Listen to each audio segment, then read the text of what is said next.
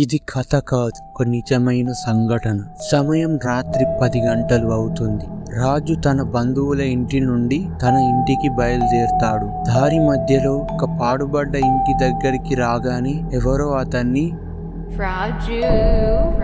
అని పిలిచినట్టు శబ్దం వినిపిస్తుంది. చీకట్లో ఎవరున్నారో తెలియక రాజు అటు ఇటు చూస్తాడు. ఈసారి ఆ పిలుపు చాలా దగ్గరగా వినిపిస్తుంది. రాజు గుండె వేగంగా కొట్టుకుంటుంది.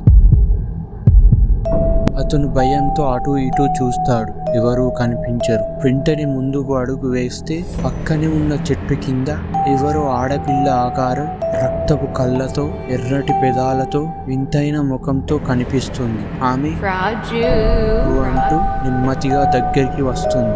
భయంతో రాజు అక్కడి నుండి పరిగెత్తుకుంటూ ఇంటికి చేరుతాడు. నిద్రపోవడానికి ఎంత ప్రయత్నించినా మళ్ళీ అదే పిలుపు అంటూ బయట నుండి వినిపిస్తూ ఉంటుంది.